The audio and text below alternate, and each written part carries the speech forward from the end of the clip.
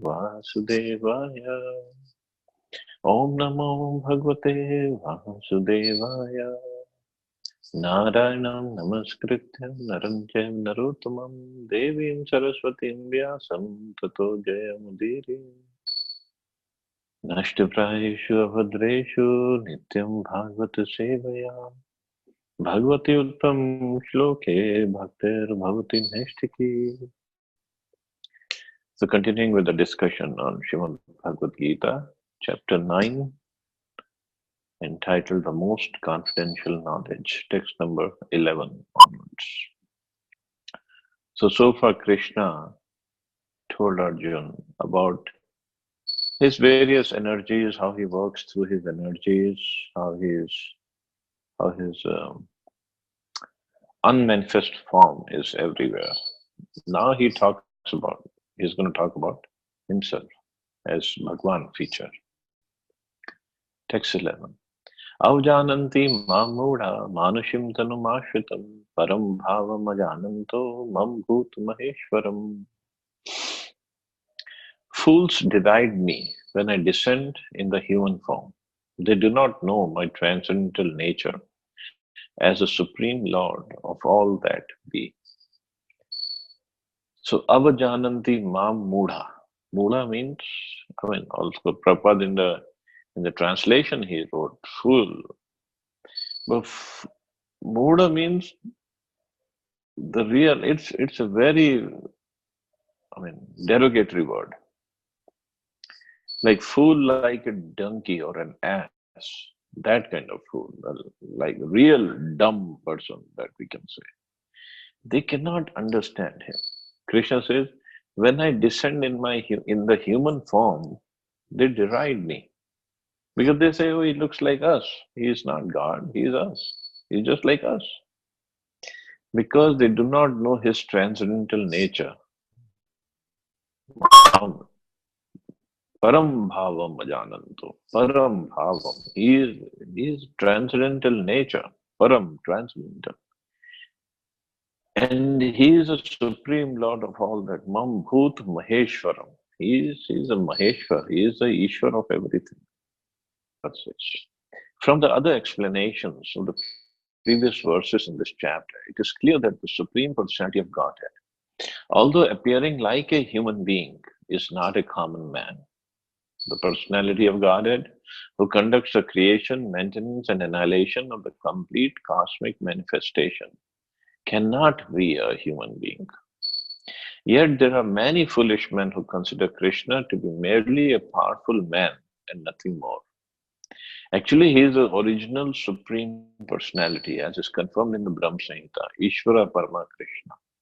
He is a Supreme Lord. So he is not merely a powerful man. It's not just a powerful man. He's not like people call him different names. Oh, people say, oh, he is a great politician. He's not just a great politician. When I say not just a great, I'm not deriding Krishna and calling him politician. But the thing is, everything comes from him. He's the source of everything. Even the politics that people play, dirty politics they play in the material world.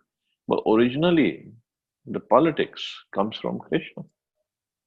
Of course, that politics is a real politics, or the Rajniti, or the way to rule over. That comes from Krishna. But when it comes to material world, it becomes dirty. It becomes perverted.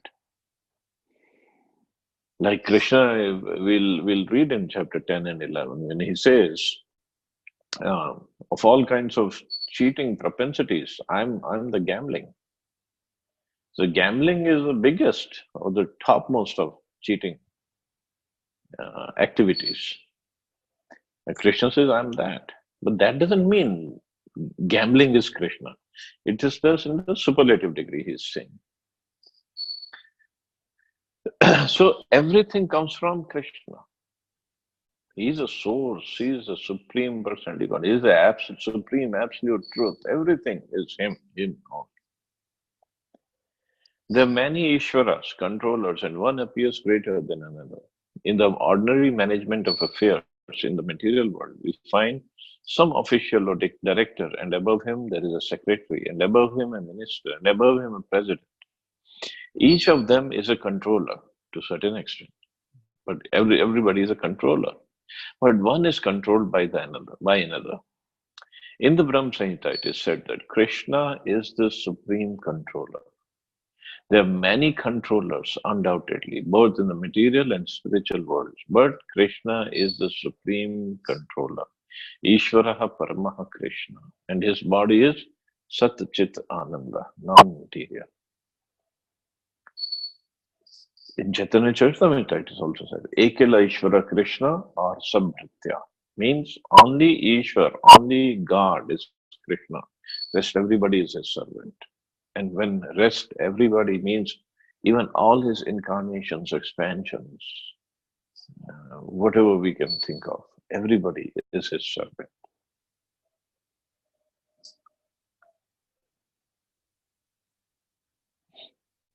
Material bodies cannot perform the wonderful acts described in previous verses. His body is eternal, blissful, and full of knowledge. Although he is not a common man, the foolish deride him and consider him to be a man. His body is called here Manushim because he is acting just like a man, a friend of Arjuna, a politician involved in the battle of Kurukshetra. In so many ways, he is acting just like an ordinary man, but actually his body is Sat Chit Ananda Vigraha. Eternal bliss and knowledge absolute. This is confirmed in the Vedic language also. Sat Chit Ananda Rupaya Krishnaya. I offer my obeisances unto the Supreme Personality of Godhead, Krishna, who is the eternal blissful form of knowledge. There are other descriptions in the Vedic language also. Tam ekam govindam. You are Govinda, the pleasure of the senses and the cows. Satchidananda Vigraham. Despite the transcendental qualities of Lord Krishna's body, its full bliss and knowledge, there are many so-called scholars and commentators of Bhagavad Gita who deride Krishna as an ordinary man. The scholar may be born an extraordinary man due to his previous good work, but this conception of Sri Krishna is due to a poor fund of knowledge. Therefore, he is called a Mudha. For only foolish persons consider Krishna to be an ordinary human being. So those who don't know Krishna, they are considered as Mudha. The foolish consider Krishna an ordinary human being because they do not know the confidential activities of the Supreme Lord and his different energies. They do not know that Krishna's body is a symbol of complete knowledge and bliss, that he is a proprietor of everything that be, and that he can award liberation to anyone. Because they do not know that Krishna has so many transcendental qualifications, they deride him. Even people who would be seeing Krishna face to face, still they won't understand him or understand his qualities. And they would think he's just an ordinary man. Duryodhana himself, he went to Krishna in Dwarka to ask for help for the war. When him and Arjun, they both came together or at the same time. And although Duryodhana is related to Krishna also, his daughter is married to Krishna's son. Duryodhana's daughter Lakshmana married Krishna's son Samba. So Samba had kidnapped Lakshmana, and then there was a fighting, but finally Lakshmana got married to Samba. So he's related. But still he could not understand Krishna's position. Especially when Krishna went as a peace messenger, Duryodhana tried to capture him. He tried to make him a prisoner. Of course, he could not capture Krishna. That's a different story. But this is what he tried. So even if Krishna is standing face to face, one cannot understand him. One cannot know him. Why? If he doesn't have the right mood. Only by bhakti he is to be known. And those who are devotees, Krishna cannot hide from them. Just like once in Vrindavan, Krishna was having pastimes with the gopis and he wanted to play some trick on them. So he just went ahead and he took the form of Vishnu, four-handed Vishnu form. And the gopis, Srimati Radharani along with, they all came looking, and then they saw Vishnuji standing there. Gopis came, they just paid obeisances to Vishnuji and they asked him, "Oh, have you seen Krishna? Which way our Krishna has gone?" And Vishnuji, the four-handed form, was Krishna himself. He just pointed one of the hands, okay, Krishna went that way. But when Srimati Radharani came, she paid obeisances. Krishna could not hide himself in that form. Krishna had to come back in two-handed form. So he could not play tricks on Radharani. So this is what it is. To see Krishna it's yes, it's a great achievement, but it's not everything. To know him, to serve him, that is even higher. Duryodhana also saw Krishna, but he didn't have the mood of serving him. And those who serve him, those who serve Krishna, they could be in any form, they could be animal, they could be Brahman, they could be ladies, they could be kids, they could be anybody. And Krishna, they are very dear to Krishna. And Krishna reveals himself to them. That's the beauty of the relationship between Krishna and his devotees. Nor do they know that the appearance of Supreme Personality of Godhead in this material world is a manifestation of his internal energy. He is a master of the material energy, as has been explained in several places. Mam Maya Duratyaya. He claims that the material energy, although very powerful, is under his control. Krishna says, Devi Yesha Gunamayi Mam Maya Duratyaya. And whoever surrenders unto him can get out of the control of this material energy. If a soul surrendered to Krishna can get out of the influence of material energy, then how can the Supreme Lord, who conducts the creation, maintenance, and annihilation of the whole cosmic nature, have a material body like us? Not possible. So, a devotee who surrenders unto Krishna, who is engaged in devotional service, he gets over this clutches of material energy. Krishna says, Devi Yesha Gunamai Mam Maya Duratyaya. Mame Viya Prapadyante Maya Metam Tarantite. Then how can Krishna himself be under the modes of material nature and the clutches of material energy? Not at all possible. So he's always transcendental. So this conception of Krishna is complete foolishness, that he is material. His body is material, or he's an ordinary man. Foolish persons, however, cannot conceive that the personality of God, Krishna, appearing just like an ordinary man, can be the controller of all the atoms and of the gigantic manifestations of the universal form. The biggest and the minutest are beyond their conception. So they cannot imagine that a form like that of human being can simultaneously control the infinite and the minute. So they cannot understand. Minute means he is controller of even all the atoms. Infinite means he is the controller of even the universal form. Later on, 11th chapter, we'll see the universal form. Actually, although he is controlling the infinite and the finite, he is apart from all these manifestations. It is clearly stated concerning his Yoga Maheshwaram, his inconceivable transcendental energy, that he can control the infinite and finite simultaneously, and that he can still remain aloof from them. Just like Krishna, when Mother Yashoda was told by Krishna's friends that Krishna has eaten dirt, and Yashoda Maya asked him to open his mouth, because Krishna said, "No, I didn't eat dirt." Yashodami asked him, open your mouth, I want to see. Krishna kept on saying, no, I didn't, Maya, I didn't eat that. They're some cute boulder. They all are lying. Maya said, just open your mouth. So no logic works against Maya.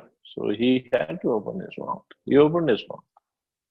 And then Yashoda Maya in his mouth, she saw the whole universe, whole Brahman with all the galaxies, all the stars, planets, everything.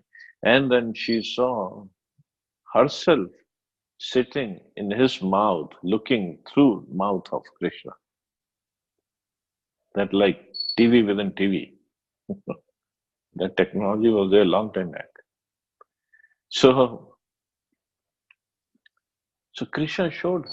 Krishna was in the universe and still he showed her everything is within him.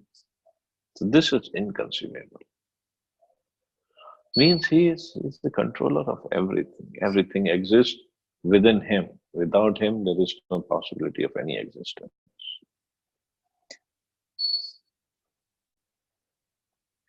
Although the foolish man cannot imagine how Krishna, who appears just like a human being, can control the infinite and finite, those who are pure devotees accept this, for they know that Krishna is the Supreme Personality of God.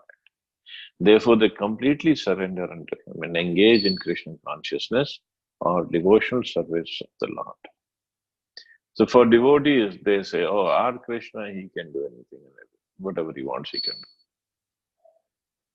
It's not that we have to understand everything by our logic. It's a different math that is working. It's a different equation when it comes to Krishna. Just like Prabhupada has explained, in the material world, 1 plus 1 is equal to 2, and 1 minus 1 is equal to 0. But in the spiritual world, 1 plus 1 is equal to 1, and 1 minus 1 is equal to 1 also. Means in the spiritual world, when Krishna is there and he expands himself as different features, different expansions. But when they all come together, just like when Krishna appears on earth as Krishna himself when he takes incarnation, it is said all the incarnations they merge in his body and they all appear together.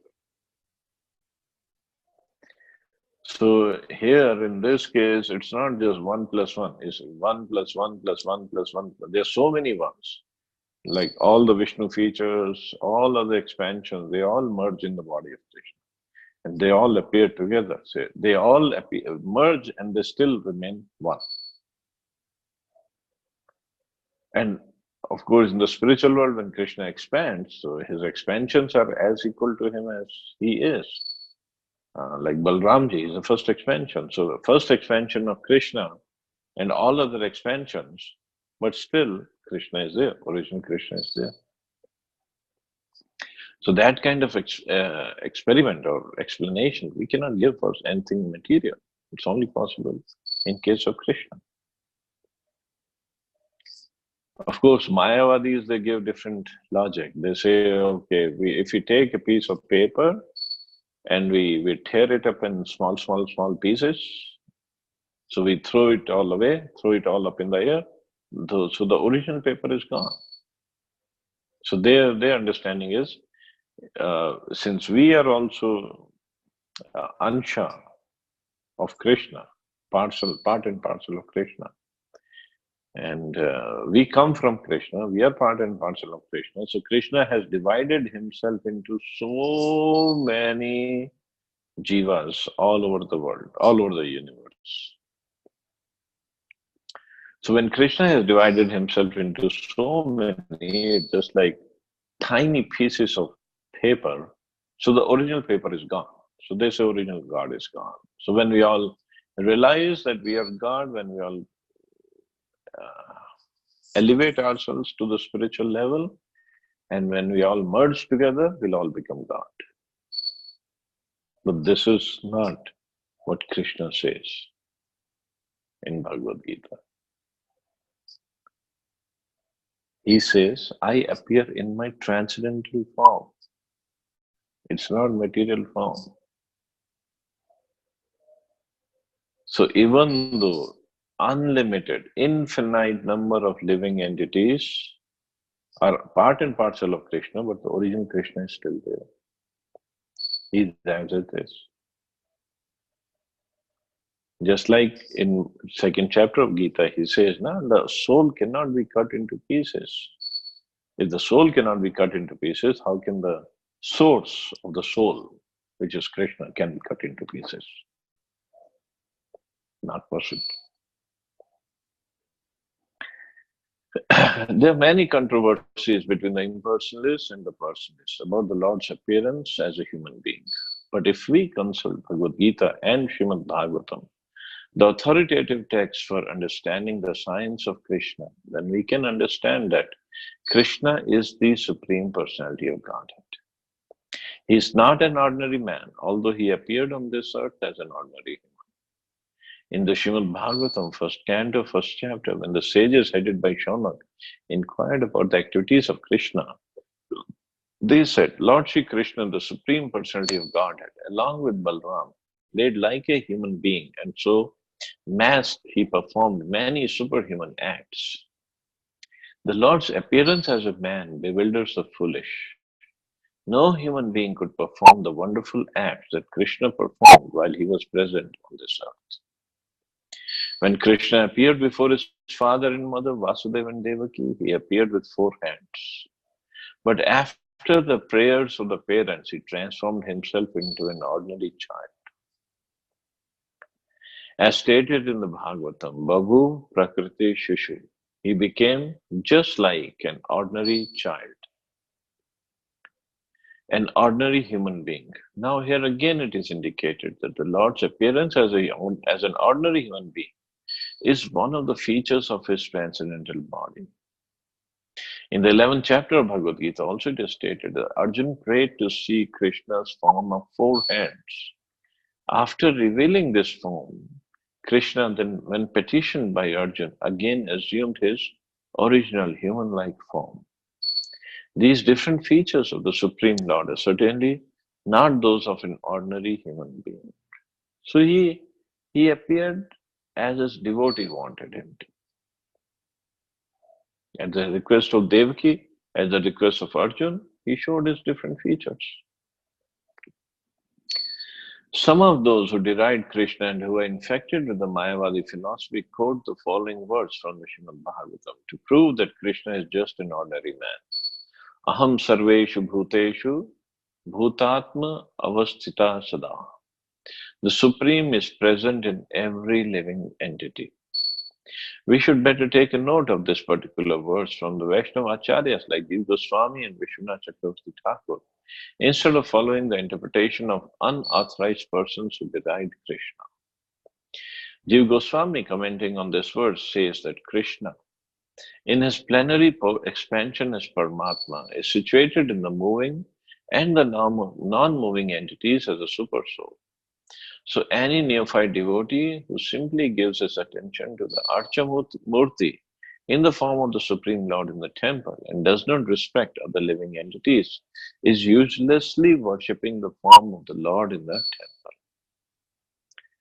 So it's considered a neophyte devotee who goes to temple, prays very nicely to the Lord, worships him very nicely, does so many things, gives so much of donation, or he can do so much of service for the deities, but he doesn't know how to behave properly with the devotees or with the people in general.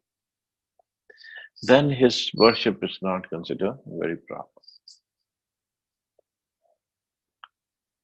A devotee, the neophyte devotee gives more attention to the deity in the temple than to other devotees. So Vishwanath Chakravarti Thakur warns that this sort of mentality should be corrected. A devotee should see that because Krishna is present in everyone's heart as Paramatma, every body is an embodiment of the temple of the Supreme Lord. So as one offers respect to the temple of the Lord, He should similarly properly respect each and every body in which the Paramatma dwells.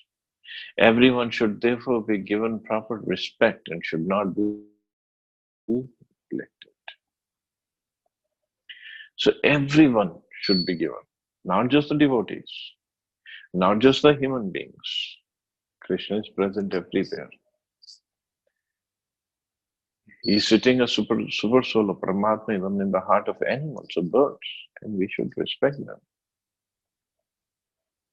Forget about animals and birds. Right now, we should be respecting all the human beings at least, even if they are not in the devotion service, as we know of. We should still respect. There are also many impersonalists who deride temple worship. They said that since God is everywhere, why should one restrict himself to temple worship? But if God is everywhere, is he not in the temple or in the deity? Although the personalist and the impersonalist will fight with one another perpetually, a perfect devotee in Krishna consciousness knows that although Krishna is the Supreme Personality, he is all pervading, as confirmed in Brahma Samhita. Although his abode is Golok Vrindavan, and he is always staying there by his different manifestations of energy, and by his plenary expansion, he is present everywhere in all parts of the material and spiritual creation. So by his plenary expansion, which is Paramatma, or by his different manifestations of energy, means his Brahm Jyoti, he is present everywhere. Of course, his Shyam Sundar form is present everywhere where his devotees are, because he has a special relationship with his devotees. So as him, he is present everywhere also. Text 12. Mogasha moga karmanu moga jnana vichetasaha rakshasim asprim cheva prakritim mohinim shvitaha. Those who are thus bewildered are attracted by demoniac and atheistic views. In that deluded condition, their hopes for liberation, their fruitive activities, and the culture of knowledge are all defeated. So those who are thus bewildered means those who consider Krishna as an ordinary man. Avajananti Mamuda means those foolish people who deride Krishna when he appears as a human being. They are attracted by demoniac and atheistic views. In that deluded condition, their hopes for liberation, their fruitive activities, and the culture of knowledge are all defeated. Means they cannot have proper jnana, karma, or yoga, hatha yoga. They cannot do anything properly. There are many devotees who assume themselves to be in Krishna consciousness and devotional service, but at heart do not accept the Supreme Personality of Godhead, Krishna, as the absolute truth. For them, the fruit of devotional service, going back to Godhead, will never be tasted because they will not even get liberation. Similarly, those who are engaged in fruitive, pious activities and who are ultimately hoping to be liberated from this material entanglement will never be successful either because they deride the Supreme Personality of Godhead, Krishna. So even karma kandis, they cannot be successful either if they deride Krishna.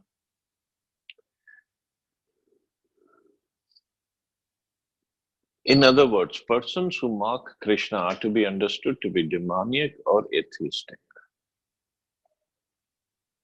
Just like in 16th chapter, we'll study demoniac and divine natures. And there it is clearly said by Krishna, there are only two natures, either demoniac or divine. Demonic means those who don't worship Krishna, those who don't surrender, those who don't care for Krishna, and divine means those who care for Krishna.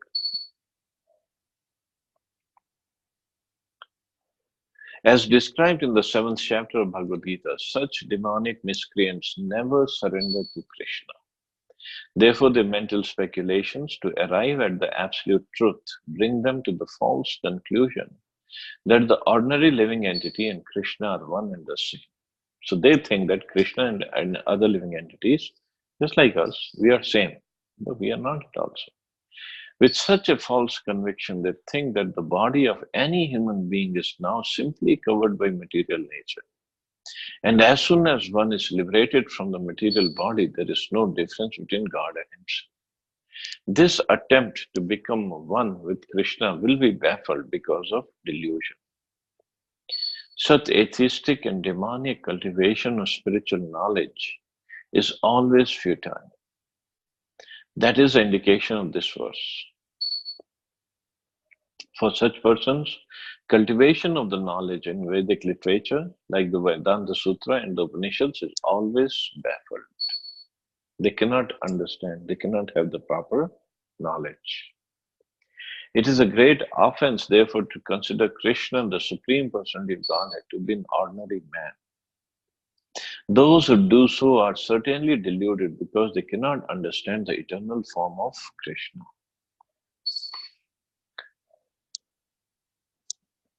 One who considers the body of Krishna to be material should be driven out from all rituals and activities of the Shruti and the Smriti. And if one by chance sees him face to face, one should at once take bath in the Ganges to rid himself of infection. In fact, in Chaitanya Charitamrita it is said, if at any chance one sees a person who is an atheist, who does not believe in Krishna, who doesn't believe in the form of Krishna, then one should jump in the Ganges with the clothes on. With the clothes on means immediately he should go. Should not even wait to take off his clothes. Immediately he should go and jump in Ganges and to purify himself. But we see these persons every day in our classes or in our friend circle or any of them. So in the relatives, we see them every day. So our process, so if everybody, all the devotees start jumping in Ganges, that will be very difficult because we could be staying away from Ganges at that time. So our process is at least chant the names of Krishna. That will purify us. It's so sinful to even look at these people who don't believe in the form of Krishna. Just like Srila Prabhupada in the beginning, when ISKCON didn't even have our own Bhagavad Gita copy of, or the print of Bhagavad Gita, Prabhupada was using Dr. Sarvapalli Radhakrishnan version of Gita. And he told his disciples that Dr. Radhakrishnan's Gita, the translation of the verses is okay, but don't read the commentaries because that's all bogus. Why? When we come to the last verse of this chapter, where Krishna says, Man manam bhavmad bhakto madhyadi mam namaskuru. So in that verse, in the commentary, Dr. Radhakrishnan writes that it's not the Krishna that whom we have to surrender. It's the eternal unborn within Krishna. That's what we have to surrender to. But this is not what Krishna is saying. And there is no difference between Krishna and Krishna's body. There is no inside and outside. Like we have a difference. Our body is covering the soul. There is no difference between body and soul of Krishna. There is no inside Krishna. There's nothing inside Krishna. That is different. In our case, yes, the soul is there. Soul is different from the body. But not in the case of Krishna, or not in the case of any spiritual personality. So that's what Prabhupada is saying, that it's so sinful to even look at these kind of people. And all their efforts are futile. Mogasha, mog karmana, mog jnana vichetasa. Rakshasim Asrim Cha Prakritim Mohinim Shuta. So they're completely deluded by the energy and by Maya of Krishna.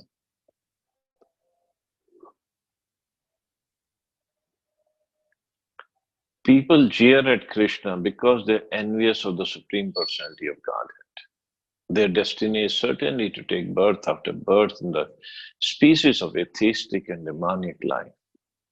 Perpetually, the real knowledge will remain under delusion, and gradually they will regress to the darkest region of creation.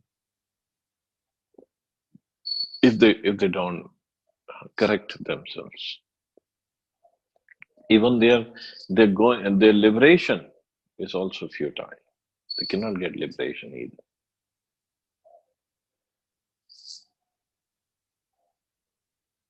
Text 13. But on the other hand, the devotees, what do? Mahatmanastu mam partha devim prakriti mashita bhajanti ananya manaso gyata bhutadem avyayam. O son of Pritha, those who are not deluded, the great souls, are under the protection of the divine nature. They're fully engaged in devotional service because they know me as the Supreme Personality of Godhead, original and inexhaustible. So in this verse, Krishna is giving the definition of Mahatma. Mahatmanas tumam bharta devim prakritim ashita. So real Mahatma, real great soul is a person who has taken shelter of the lotus feet of Krishna. Or taken on shelter of the divine nature of Krishna. In fact, this was one of the Prabhupada's comments on the title Mahatma given to Gandhiji. They're like, this is not the right title for him because he hasn't taken shelter of the internal energy of Krishna or divine energy of Krishna. But obviously, people wanted to call him Mahatma, so they do call him Mahatma. In this verse, the description of the Mahatma is clearly given. The first sign of the Mahatma is that he's already situated in the divine nature. He's not under the control of material nature. And how is this effected? That is explained in the 7th chapter. One who surrenders unto the Supreme Personality of Godhead, Sri Krishna, at once becomes freed from the control of the material nature. That is a qualification. One can become free from the control of material nature as soon as he surrenders his soul to the Supreme Personality of God. That is a preliminary formula. Being marginal potency, as soon as the living entity is freed from the control of the material nature, he is put under the guidance of the spiritual nature. The guidance of the spiritual nature is called Devi Prakriti, divine nature. So when one is promoted in that way, by surrendering to the Supreme Personality of Godhead, one attains to the stage of great soul, Mahatma. So Mahatma means anybody who is surrendered to the divine nature, or anybody who's in the spiritual nature, who's under the guidance of spiritual nature, that is called Mahatma. That is Mahan Atma, great soul. The Mahatma does not divert his attention to anything outside Krishna because he knows perfectly well that Krishna is the supreme, original supreme person, the cause of all causes. There is no doubt about it. Such a Mahatma, great soul, develops through association with other Mahatmas, so pure devotees. Pure devotees are not even attracted by Krishna's other features, such as the four-armed Mahavishnu. They're simply attracted by the two-armed form of Krishna. They're not attracted to any other features of Krishna, nor are they concerned with any form of a demigod or of a human being. They meditate only upon Krishna and Krishna consciousness. They're always engaged in the unswerving service of Lord and Krishna consciousness. So that is Mahatma. That is the definition of Mahatma according to Krishna himself. So in fact, you all are Mahatmas. That is the real meaning. So I guess I'll stop here because wonderful verses, but big purport. And I wanted to see if somebody has any question or comments.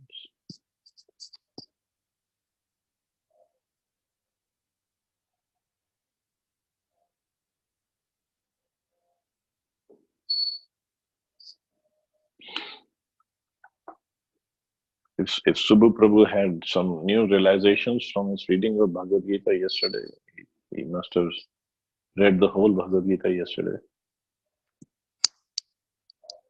Hare Krishna Prabhuji. Yeah, it's been a long time since I read all the slokas. So it was a great feeling, especially when I was going through the 18th chapter. It almost felt like summarizing everything that Krishna had so beautifully mentioned in the first 17. Yeah. And the flow of the Gita is so beautiful. Again and again, the Lord emphasizes on the same point so many times, which shows that some of these are not easy. I mean, some of the slokas you can mistake them as already having heard about it so many times. The words are so similar. Even the Manmana Bhava Madbhakto, I think it comes in 18th chapter again. Yeah, it appears 2 times. Yes, so it's beautiful. The way Krishna again and again emphasizes the same slokas in different forms and different circumstances, which shows how importance he attaches to them and how difficult it is probably to follow in one instruction. So he keeps instructing. So yeah, that is the only realization I got. So, we forget. So Krishna has to remind us again. And one more thing that Krishna does, he tells Arjun, I'm telling you but in truth, in this Manmana Bhav Shloka, he says, Satyam te. He's saying, I'm telling in truth. I'm not lying to you. I'm not joking. I'm telling the truth. See, people will, because he knew people will not believe me. Even he had to tell her, I'm swearing by it. I'm telling you the truth. God has to do that. Very true. Beautiful. I think the more and more you read, the more you realize that there is so much more to know. Oh yeah. Each time you read the same sloka, you get different realizations out of it. That's right. That's right. So Bhagavad Gita is actually complete in itself. If somebody just understands Bhagavad Gita, he can get purified enough to go back to God.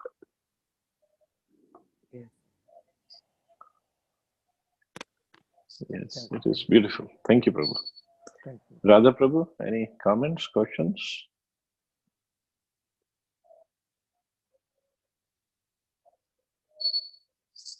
No, Prabhu. Thank you. Thank you very much. Please accept. I'm below waiting.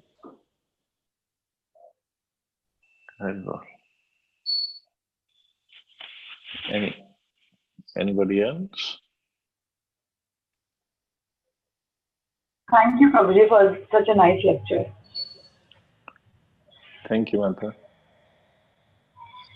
Prabhuji, what's the temperature there? Hare Krishna. It must be freezing. It is freezing. Yeah, I think it's around 1 or 2 degrees today. It's I think it's. But inside there's no problem at all. That's it. In Delhi, it's around 8 or 9 degrees in the morning. Inside the house or outside the house?